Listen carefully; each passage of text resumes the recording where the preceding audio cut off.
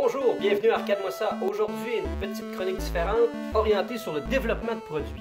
Il y a de ça quelques mois, j'ai développé un nouvel autocollant custom pour le Top Arch de ma Centigrade 37 parce que j'ai toujours trouvé en fait, Gottlieb, quelques années par la suite, ils ont commencé à mettre du visuel dans le Top Arch et je me suis toujours dit, et s'ils l'avaient fait plus tôt, qu'est-ce que ça aurait pu être? Alors je me suis inspiré du style visuel de Gordon Morrison, qui est un des meilleurs artistes de Gottlieb a eu, et en utilisant justement des assets visuels existants et en créant des nouveaux, je crois que j'ai réussi à créer une pièce qui s'harmonise bien avec tout le reste de la machine.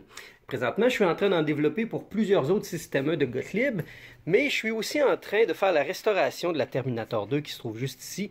Et pour ceux qui suivent la restauration, ils vont se rappeler que je parlais un petit peu de la zone qui est là, que je trouve qui est tellement discordante avec le style visuel du T800. C'est à se demander si ça fait vraiment partie du T800, tellement il n'y a aucun effet d'ombrage et de lumière qui sont omniprésents dans le visage, dans tout le reste de la machine.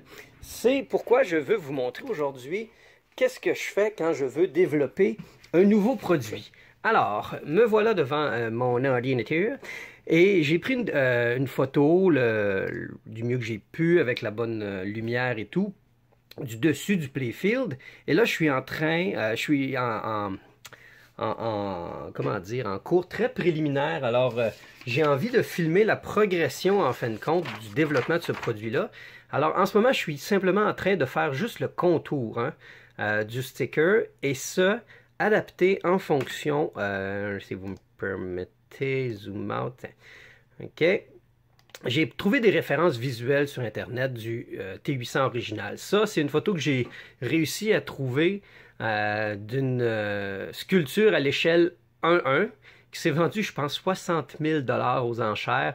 C'est étrange qu'on pense que la tête est même pas du même fini métallisé que le reste. Mais bref, quelqu'un a payé ça 60 000 $ et c'est vraiment une reproduction exacte à l'échelle 1:1 du Terminator du T800.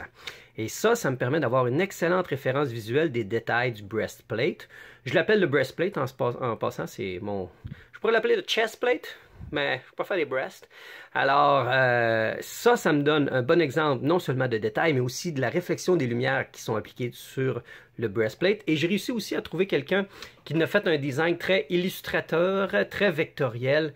Donc ça me donne une belle schématisation à essayer de répliquer pour le sticker qui va être appliqué par-dessus, en fin de compte, le playfield original. Je dois faire une découpe au millimètre près pour être sûr de contourner les inserts, parce que j'ai l'insert du Roll Bonus, 4X, 6X, Autofire et You'll Be Back, qui eux vont être découpés mécaniquement. Et ce sticker-là va nécessiter à l'acheteur de retirer ses flippers pour être capable de le mettre. Ok, je veux faire en sorte que ce soit le moins invasif possible, mais j'ai pas trouvé de solution pour éviter d'avoir à enlever les flippers, parce que cette zone-là, ici, elle n'a aucun lien vraiment avec l'original. Si on regarde ici, il n'y a pas de gros ronds ou de gros joints d'articulation comme ça a été émulé ici. Et j'aurais tellement aimé que le gros pipe ici soit plus en angle et un peu plus affilé, justement, comme ça l'est originalement. Sauf que là, mon but, c'est de masquer tout le visuel original, donc j'ai des contraintes là, de visuel, ce qui fait que je ne peux pas me permettre toutes les libertés pour être collé parfaitement. Donc, voici la première étape. Je m'en suis imprimé une shot. J'ai fait un petit test de fitting rapide. C'est prometteur, mais c'est pas encore ça. Alors, je vais continuer là-dessus aujourd'hui et je vais filmer chacune la progression des petites étapes dans l'espoir qu'en moins d'une journée, j'aurai un produit fini. C'est un beau défi. Après une quantité phénoménale d'itérations, de petits ajustements de stroke, j'ai enfin réussi à faire le design qui fit. La dernière étape qui me restait à fitter, c'est celle où on fait le contour des inserts, comme ici. Sinon, le reste, si je regarde un petit peu avec d'autres que j'avais fait, il me semble que j'en ai un ici là, qui est quand même pas si pire. Là. Le bas était vraiment un très bon fit aussi. Il fait le tour des inserts. J'étais en train de me demander si je ne ferais pas une espèce de petite découpe ses côtés pour que la personne qui veut l'installer rapidement sur sa machine va juste avoir à slider là. Mais en même temps, il y a du art ici. Je suis embêté. Sauf que le art qui est là, il n'est pas visible. Parce qu'il faut penser qu'il y a le flipper ici. Et il y a le side... comment dire, le side rails qui est juste ici, qui embarque jusque sur le bord du flipper. Fait que, vu que ça ne sera pas visible, est-ce que ça serait un compromis possible juste pour rendre ça encore plus foolproof à l'installation? C'est un passé si bien. Je vais réfléchir à ça. L'important pour moi en ce moment, c'est que... Hey, j'ai passé... ça a été trop long. J'ai passé vraiment beaucoup de temps à faire tout le dessin. Maintenant, je suis rendu à détailler tout l'intérieur. Je peux enfin dire que le design du tracé du breastplate est terminé. Là, j'ai juste fait les outlines. La dernière étape, ça va être de mettre tout le shading. Mais avant, je voulais quand même montrer, je crois que j'ai réussi à faire un bon amalgame de la réalité avec la schématisation. Qu'est-ce que ça peut donner? C'est pas évident parce qu'à l'origine, les proportions sont pas bonnes non plus, là. Normalement, cette zone-là est vraiment supposée être beaucoup plus longue. Comme vous le voyez ici, c'est supposé être beaucoup plus triangulaire. Je peux pas faire de miracle parce qu'il faut que je couvre l'ancien visuel avec ce sticker-là quand même. Et si on regarde justement l'ancien visuel, je crois que l'amélioration est probante, là. Hein? Est-ce que je vous ai de mon bord? Êtes-vous d'accord avec moi? Bon. J'ai dû faire un choix artistique pas nécessairement, ben, je dirais pas difficile, mais qui a mérité réflexion. C'est que j'ai décidé de ne pas préserver le stroke d'outline de couleur magenta autour du You'll Be Back, Auto Fire, Auto Bonus. Pour 3 raisons, quand même. Première des raisons, c'est une couleur qui est très difficile à matcher à l'imprimerie. Ça demanderait une quantité de back and forth assez incroyable, là, parce que je le sais d'expérience que c'est pas une couleur qu'on peut reproduire facilement.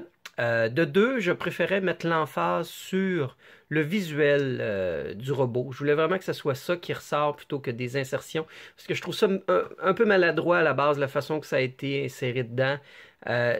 Je trouve que c'est quand même assez un stroke très gras. Hein? C'est vraiment beaucoup d'impact.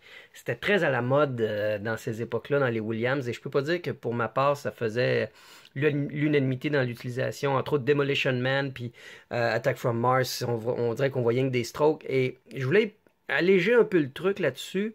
Et je sais que aussi, voyez-vous, il manque dans les petites pointes ici.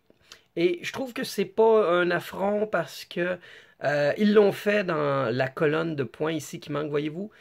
Ils se sont pas gênés d'empiéter sur le stroke à certains endroits. Alors, je trouve que visuellement, dans l'uniformisation des trucs, c'était le meilleur choix à faire. OK, alors on commence dès maintenant à mettre du shading dans tout ça. Ben, je crois qu'on y est. Voici le design que j'ai décidé qu'il allait être utilisé pour l'autocollant. Alors, va me rester à faire quelques tests d'impression pour ajuster le bleu pour qu'il soit parfaitement matché avec le reste du playfield. Si on compare encore une fois avec les visuels de chaque côté, je crois qu'on a un bon compromis entre tout le truc et surtout un bel effet, selon moi, métallisé qui est en accord avec le design original. Alors, si on regarde avec la tête, la zone est très noire au centre et les lumières sont beaucoup plus sur les côtés. Et c'est ce que je voulais aller chercher. Et puis, si on se déplace, eh oui, j'ai déjà tout préparé. J'ai imprimé, justement, un exemple papier que j'ai collé sur le playfield avec les trous, bonne place. Et je crois que c'est... Écoute, on fait un petit avant-après. Avant. Après. Bon, imaginez ça bleu, là. Mais, ouais. Je crois qu'on reconnaît vraiment un T800, là. Ouais. OK, ça fait que je suis en train de discuter avec le client à savoir si lui, il désire ou non l'avoir sur le playfield. Moi, je sais que c'est un produit que je vais développer, que je vais offrir bientôt sur eBay. Il va me rester encore un petit peu d'ajustement, comme je dis, pour le bleu, puis fine-tuner, justement, peut-être un peu les petits trous ici, ces slingshots, ces side rails. Vérifier si je vais faire en sorte qu'on peut l'appliquer sans avoir enlevé les flippers ou non. Alors, je suis excité, je voulais vous le montrer, même si j'ai pas le produit final en main, c'est quand même 2 jours assez intenses que je viens de passer là-dessus, et puis je suis très content du résultat, très prometteur. Ouais. Alors, ben, back to the regular program. Alors, dès maintenant, on va embarquer sur le vlog numéro 18, la Terminator 2. Ben là, pas tout de suite, là, mais je vais commencer le vlog 18. OK, bye.